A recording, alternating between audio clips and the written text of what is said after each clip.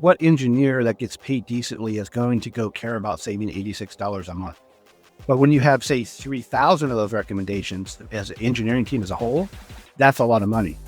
But to one engineer, that's nothing. That's a waste of their time to go look at that. So if you can figure out to get a leadership buy-in and figure out how to start automating that process or looking at architecture from the get-go, then those wouldn't be there may not be there in the first place. Welcome to FinOps in Action. I'm your host, Taylor Hauk. Each week, I'll sit down with FinOps experts to explore the toughest challenges between FinOps and engineering. This show is brought to you by Point 5, empowering teams to optimize cloud costs with deep detection and remediation tools that actually drive action. Hello, and welcome to another episode of FinOps in Action. Today's guest brings a really strong mix of technical depth and real-world FinOps experience. He has spent more than 15 years across infrastructure, cloud architecture, and platform engineering. He has driven more than $500,000 a month in cloud cost avoidance at a Fortune 500 company and is an expert in Azure, Kubernetes, and automation. He was also one of the first people to get certified in FinOps for AI. Today, he serves as the lead FinOps practitioner at C.H. Robinson. Jason Ward, welcome to the show. Hey, thank you. Thank you for having me. Absolutely. I'm super excited to talk with you, Jason. And you bring a really interesting perspective because when you joined C.H. Robinson, they didn't have a FinOps team. You didn't have FinOps in your title. How did you start doing this kind of work? Oh, man, probably back in 2009, 2007. I was a mechanic and I was just kind of getting wore out of doing that. And college, ITT Tech called me out of the blue, doing their cold calls and asking if I'd be interested in signing up for the computer networking degree. And I thought, why not? So I did it. And from there, I just kind of started building on. I went into Geek Squad for a little bit to get more of a hands-on computer experience. I wasn't even really into computers that much until then. And so that kind of just taught me a little bit about the OSs and how to do certain things that they do. And then from there, I knew people in school that got on at a data center. And then I got on at 101 Internet from, it's a German web hosting company. And I was a data center tech. Then I became head of their build and run team, managing a 55,000 square foot data center with about 20,000 servers and 8,000 networking devices in there. Kind of helped build the team from the ground up and kind of give them a new image and kind of responsibilities. And then from there, I moved to a managed services data center called Datadog. And then from there, I went to a company called Cerner and got into cloud. They're an EHR company. I was there for probably 5-6 years and then left there when they were getting ready to be purchased by Oracle. And then got in at C.H. Robinson as a senior cloud engineer.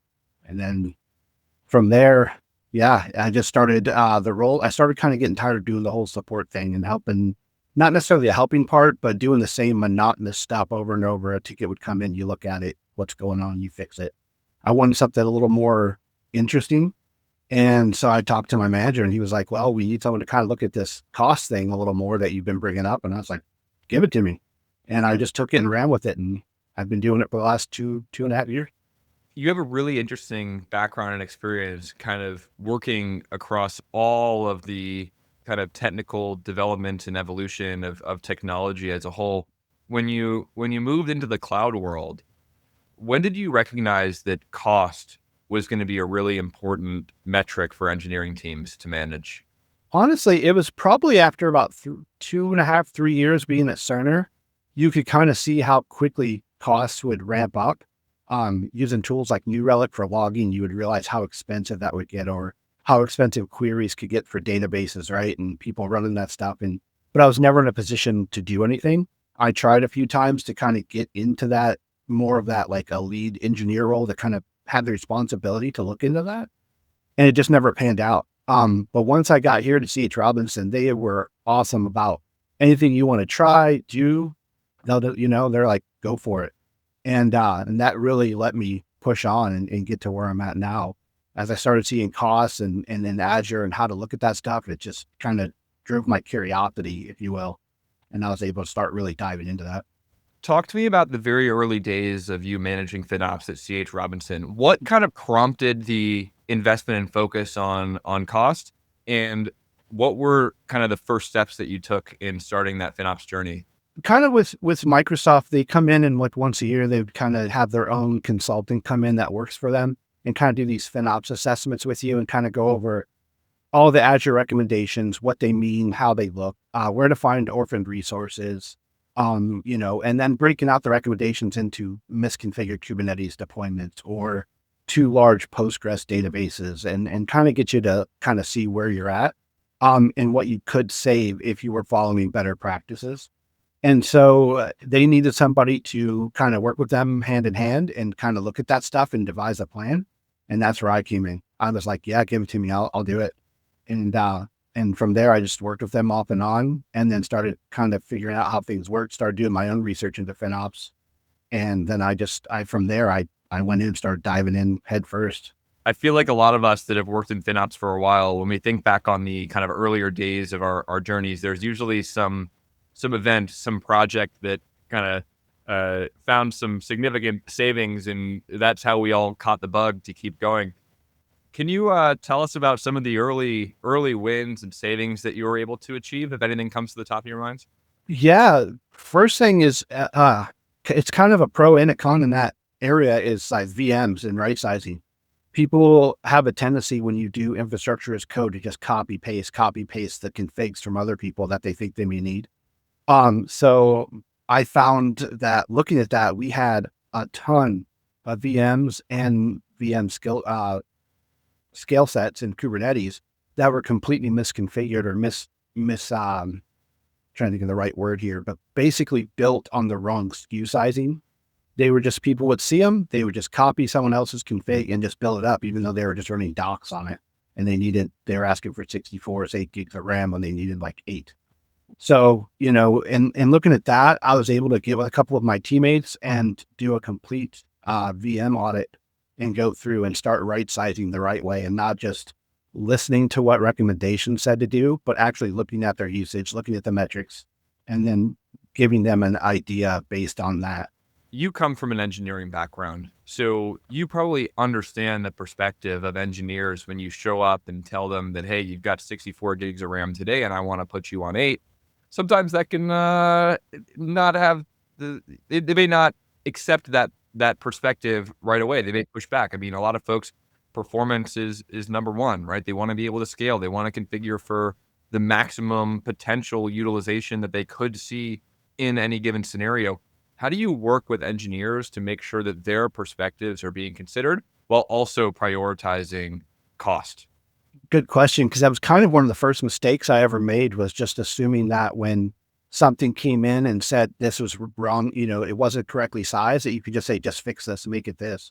But then like I said, the engineering side kind of kicked in, and you talk to them and you realize you kind of get the understanding of their service. So we would meet with them and then kind of get the understanding of how their service is being built or their app was being built and why it needed certain things. One example is we have a team that has a service where when you look at the recommendations, the way that they've got it built out, you would think it's just complete waste, but it's not actually waste. They use it because at certain times it needs to scale up rapidly and always have those available. So you kind of have to just look at it and go, okay, that's a business use case. So we're just going to have to let that be, and it just really helps to talk to the teams on a one-on-one level. And coming in as a cloud engineer, you already know how they're kind of building it anyway. But being able to actually have that conversation or rapport with them, it lets you see a little deeper into their architecture and go from there. It's so important to put yourself in the shoes of the engineers that you're working with, right? Because oftentimes as a FinOps person, and this is especially for, any of the listeners that perhaps don't come from a hardcore engineering background, you could come in and think that you have an easy win, right? And that you have a recommendation that can just save however much money it identified. It could be $1,000, it could be $10,000, it could be $100,000. But you may not recognize that the engineers that are responsible for the infrastructure, they're the ones that have a pager. And if there's performance issues in the middle of the night, they're going to be getting out of bed at 3 a.m. to fix this, right? So you got to put yourself in those shoes and make sure that what you're proposing, you really have the data to back up the fact that it's not going to cause them to have to jump out of bed in 3 a.m. Yeah, exactly. And that was kind of the main problem we first had when we started getting into FinOps was we could get reporting tools. For, Azure, we were using like the FinOps toolkit that they have. And it was great because it was showing us costs. Again, it was very reactive and not proactive. Um, but it was giving us that information. We could see certain resource groups or certain resources that were, definitely going up in cost. But it was lacking certain things because it wouldn't give us any usage metrics. It wouldn't give us the actual real world data of the service. So we eventually went and switched tools, and now we're using Datadog for a lot of we use them for observability. But we did a POC with them for their cloud cost management tool. And that's been kind of a game changer for us because we can use that tool and not only look at the cost usage, but now we can bring in all the usage metrics per service, per database, per VM, whatever the case may be, and show that to an engineer and say, look, I know you're saying you need it, but here's 60 days of data that show you've never gotten close to what you're requesting. You could be requesting 4 cores, but in the last 60 days, you've used 1.5 cores. So this proves you don't technically need all of what you're showing. And then that can lead into the discovery of like, okay, explain why you think you need this.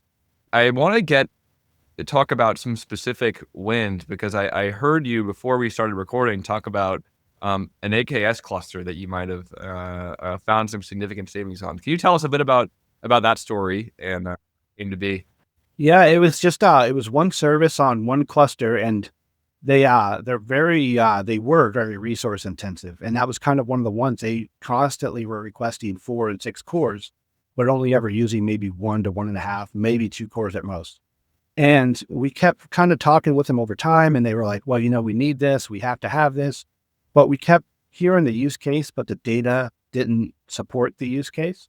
So we were able to kind of watch it again over time and really talk to them. And they were like, okay, let's look at it. And we're like, look, you don't have to take it down to what it recommends. Just take it down. Let's start it, knocking it down a core. Let's knock it down maybe 2 cores and let's reassess. So they were like, okay, we can do that. No problem. So they did it. And within like 2 or 3 days, they were going from a max, I think, of like $286 a day down to like 30. So, I mean, it saved that much just by not even going to what the full recommendation would be, just kind of tuning it a little bit and cutting back on some of their scale sets. And it was a big one because it saved quite a bit. I mean, I'm no fan of public math, but that's like 90% savings, right? Yeah. It was a lot. That's insane.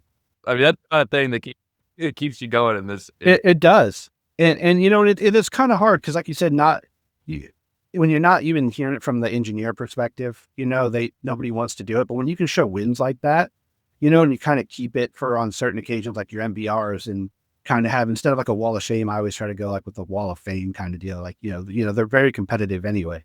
And so to be able to, engineers are in general are competitive. So if you can say, hey, this team's up at the top of the board and they've been able to save this much, it's just by a simple looking at a retuning, it helps.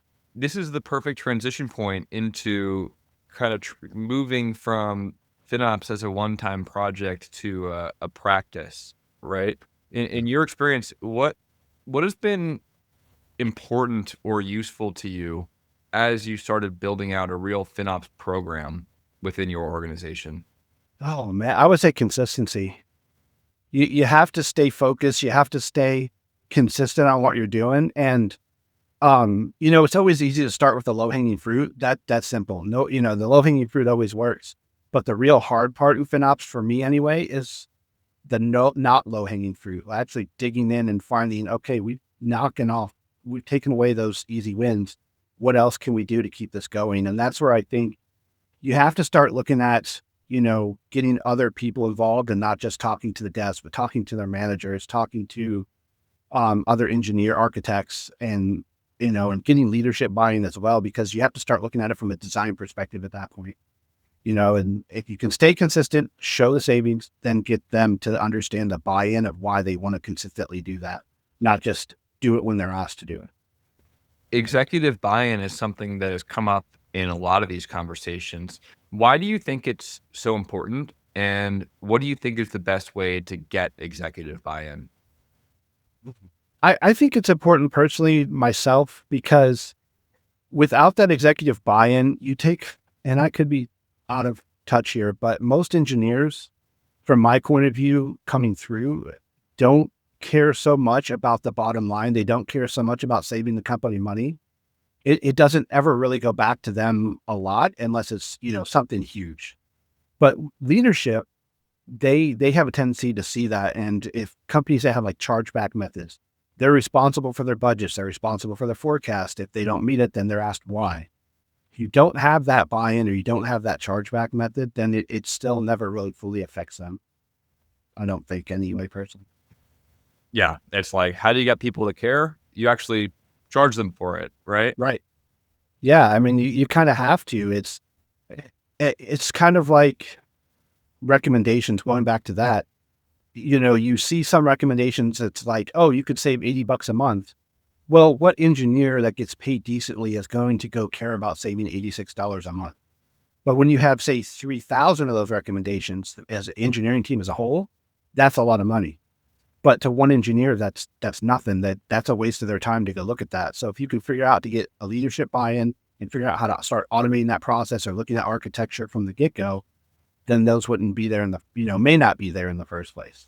So we talked a little bit earlier around how, engineers can sometimes push back, rightfully so, many times, on optimization recommendations.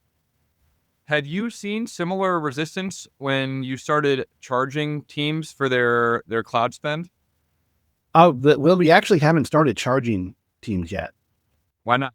That's something that I am truly trying to work on, but it's with us, it's kind of like we've only been really focusing on this for the last 2 years, and we're still very much in the lower phases of FinOps. We're still very much crawl, walk phase, if you will.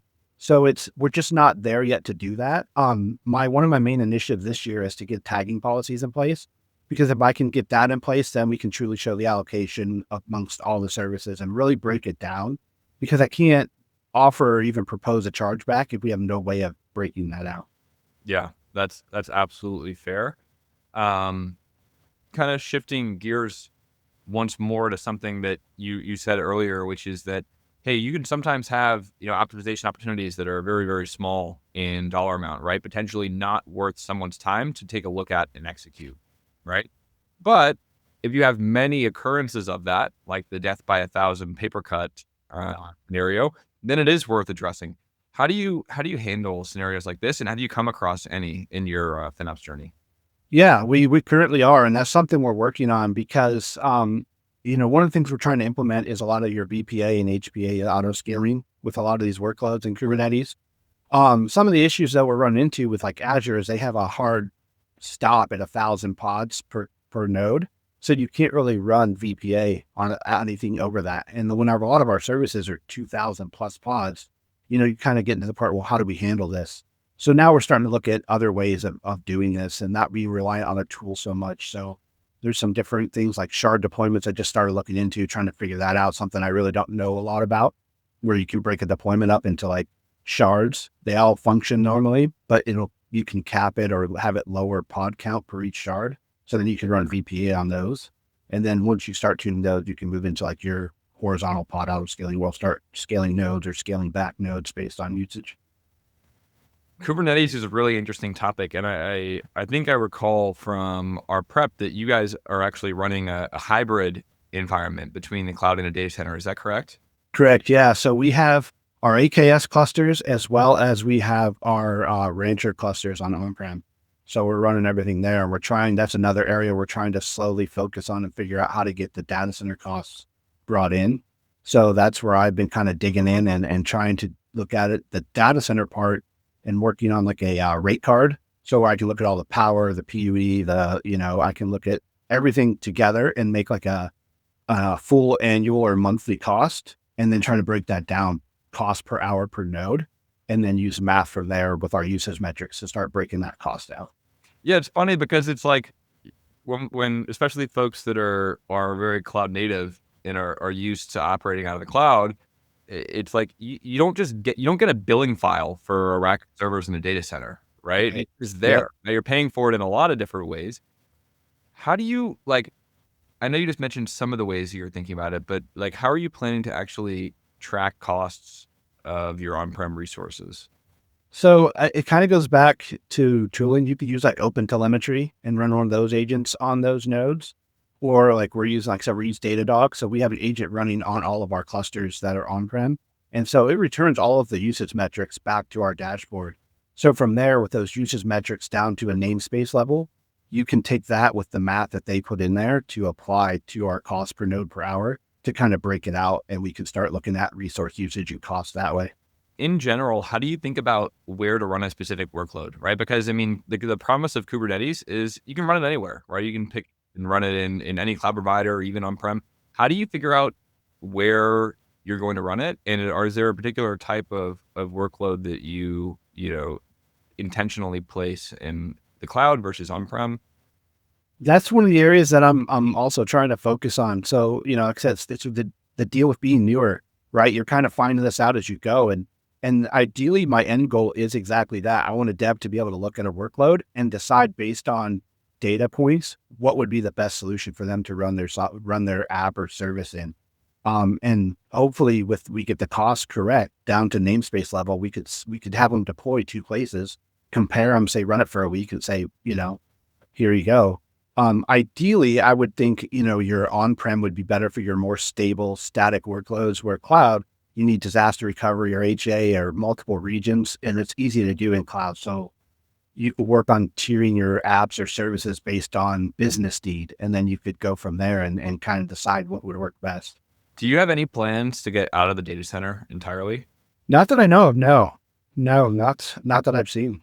It's interesting because a lot of folks I've heard that is like the path that they're on, right? Is get completely out of the data center or completely cloud. I don't know if that's all the way the best thing to do, I mean, because if you're connected directly to your data center, there's a lot of benefits there. I know cost is always high, but in some cases, cost isn't always higher on a data center than it is in cloud for certain workloads. So, and it financially, it may not always make sense to just ditch the data center. Especially one of the things we're running into is capacity for AI workloads and GPU nodes. A lot of people are running into that. In Azure right now, it's almost impossible to get certain GPU workloads, where if you physically buy a server and have it in your data center, you have access to that workload. It's yours. You're not sharing it with anybody else anywhere in the world. It's your hardware. So in that case, it makes sense. Now the cost initially may be higher, but over time, I think you would see a better ROI. It's going to be really interesting to see how it all plays out. And I do want to get to the topic of AI, and we will soon. But before we do that, my understanding is that you are a full Azure shop in terms of your cloud environment. Is that right? Correct. Yeah, we're like 90% Azure. I mean, there's some sprinklings here and there for testing, but no, we're a bulk of an Azure shop. If you were, I'm going to paint a scenario for you. I want to hear your perspective. If you had let's say a family member that came to you and they said, "Hey, I, just got a new job. I'm running engineering at this company and we have a huge Azure footprint. I don't know anything about it. Our costs are very high and I have to start thinking about managing and optimizing this spend." Where would you tell them to start, and what advice would you give to this friend of yours as they embark on this journey specifically for Azure? I would say for that, the first thing I would do is ask them how long, they could run it or how long they've been running it. Because it's hard to optimize stuff that when you're just starting out, there's not really an easy way to do that because you don't have the historical data to base anything on. But just starting out, I would say, look at the recommendations that Azure can produce, not necessarily follow it to a T, but just look as a starting or an investigation point and start kind of looking through there. If it says, you need to resize something, look at the usage, go into your monitoring in Azure, look at the usage. Does it make sense? If it does, maybe start looking at the teams and asking them that. The other thing I would suggest would be tagging. Make sure you have a good tagging policy so you can begin to allocate costs out so you know where that spend is going instead of just seeing a blob of spend and then having no idea what went up, why it went up, or where it went up, from. So tagging would definitely be the top of the list. No, those are great points and perspectives. And it's so important to be on top of that early on in your journey. Now, I do want to transition back to the topic of AI. It's kind of a hot topic right now. Everyone's talking. Yeah. I think that, with the rapid acceleration of the capabilities of these new models, people are using them more than ever. And I don't see a world where that slows down. You were one of the first people to be certified in FinOps for AI. What are you thinking about as it relates to AI spend? Man, it's hard because, AI is that space where people are just trying to jump on it and go without looking at any repercussions. But at the same time, you kind of have to, right? If companies want to be at the top of their game using AI and integrating it correctly, they don't want to look at costs. They don't want to think about it. So you have to kind of be a little reactive at this point. So it's best to know different scenarios you could use. As far as like modeling AI cost by model or by tokens and figuring out the cost that way, because there's certain, if you look, not if you don't know, right? Output tokens can cost more than your input tokens. So that's one area you want to kind of look at. So even though a company say would have to build quickly into the AI space, at least you can give them the data points of look at your tokens, kind of get an idea of where you're at input and output wise. Try to pick a model that fits the best cost per performance and start there instead of just picking the newest, greatest model, thinking it could be the best. And then bad inference configuration, you could have thousands of dollars gone in an hour as opposed to, really just at least thinking about it first. There's so many considerations, and as I was mentioning, just the acceleration of the capabilities of these models, more people are using them than ever. By the way, many folks that were not even engineers are using these products and generating cost.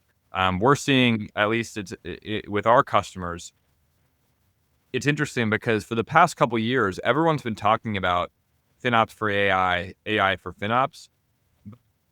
The reality is that within enterprise organizations, AI spend was still like less than 5% of the total spend that they were seeing.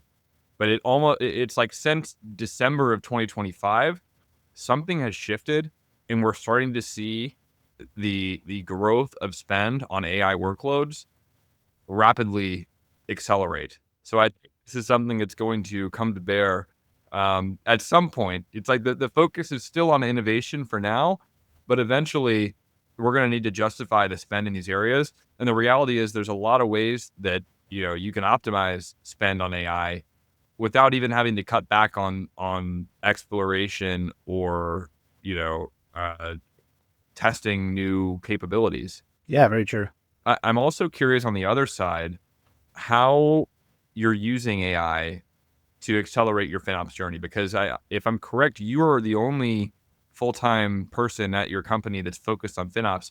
How are you thinking about using AI to scale your function? I would love to find a way, and I've had no development background at all, so it's kind of harder for me to get involved in that. But what I really like to do is just try and create FinOps agent that I could run locally or that we could have hosted on our stuff that could go and query our cost data to be able and then integrate it into Teams. So that way, we could easily just ask, about our cost and kind of go from there. You would connect to like an MCP server and just have everything, done that way. I know the FinOps Toolkit offers one of those now. It's just a matter of getting it integrated, having time to work on getting stuff like that integrated. But ideally, that would be one of my end goals for that. I think it's going to be amazing to see, just like even let's call it a year's time. I think what we're all doing every day is going to look different. I could be wrong, but it's going to be interesting to see how it all plays out. Yeah, I'm really curious. I mean, it's one of the biggest growth areas right now. And you're right, there's a lot of people that aren't even technical that are asking to automate stuff, and they're just jumping in feet first without really taking a look and trying to figure it out. And without having the right guardrails or constraints in place to not stop them, but just give them ideas, it could get crazy really fast if they don't, kind of keep that in mind. It's going to be fun. That's for sure. But Jason, just as we transition towards the end of this episode, I think that we've all learned a lot from you, but now perhaps it'd be great to learn about you. And I think that, especially for some of our listeners who are earlier in their careers, it'd be really interesting to hear, you started from Geek Squad and are now running FinOps for a Fortune 500 organization. When you look back on your career and what has caused you to have so much success, what advice would you give to someone who is, say, in the earlier stages of their career and hoping to, build a strong career in technology? I would say just kind of pick a path that interests you and stick with it. Because if it's not interesting to you, you're gonna lose kind of focus on it. You're gonna lose interest in it, and you're just not gonna, give it the right attention it needs. Like FinOps for me, it piques my curiosity all the time. There's so many different rabbit holes you can dive into, and it allows you to, if you want to hyper focus on something, you can, and you could get real granular with your thoughts about it and really be able to nitpick things apart. And I think that's important in tech in general. If you just come in with a wide umbrella at first, kind of see what gets your interest, and then start narrowing yourself down over time, it'll allow you to really pick the right path for you. That's excellent advice. And Jason, I also recall from our prep that you have an interest in 3D printing. Could you tell me a bit about that, and what are you using 3D printers to build? Mostly, honestly, I like action figures, stuff like that, like different collector's pieces. So I have a resin printer, it's a little bit more high tech than your normal 3D printer. It takes filament. You have to buy this liquid, and it uses a UV light, and then it'll drop down and create these different things. So I just use it to pretty much do that, and then I paint them on the side too, and kind of just make my own collectibles. So I figure it's cheaper than spending like $1,200 for a slideshow collectible or something like that. So That's super cool. And I don't know much about 3D printers. What is it? What kind of liquid does it use, and how does it? It's resin. It's like a different type of viscosity of material. It's a resin. There's different types, and it solidifies or cures with like a UV light. So it has this tray, and then the thing drops down into the tray, and just each layer, instead of like a 3D printer that has filament, will just make these little layers of plastic all around. This takes a layer of liquid, uses a UV light to cure it immediately, and then just keeps building up those layers over time. But with a resin printer, you get much finer details, as opposed to like one of those ones that makes those like 3D printable, like the little dragon and stuff like that, where you see a bunch of lines and stuff. This makes really precision based stuff with it. Where do you like design it? Is there like a software application that you design in? Yeah, you can. There's like different 3D programs you can get, like Tinkercad, or now with AI even does it. You can take an image and create a 3D file and have it make a printable file. A lot of times though, I'm no artist, so I just go out and find different people that make this stuff, and you can buy the files from them, and then you just download it and put it on your screen. Super cool, man. Super cool, man. Hey, where can people find you? Listeners who maybe heard this conversation, want to learn more, want to get in touch with you, where's the best place for them to find you and get in touch? LinkedIn. Honestly, that's probably about the best place with this kind of stuff, honestly. Awesome. Well, Jason, this has been fantastic. Thank you so much for coming on the show. Yeah, thanks for having me. And thank you to our audience. If you learned something today or got something out of this conversation, please share this episode with someone who needs to hear it. This has been another amazing episode of FinOps in Action, and we'll see you next time. That wraps up another episode of FinOps in Action. Thank you for joining. For show notes and more, please visit finopsinaction.com. This show is brought to you by Point 5, empowering teams to optimize cloud costs with deep detection and remediation tools that actually drive action.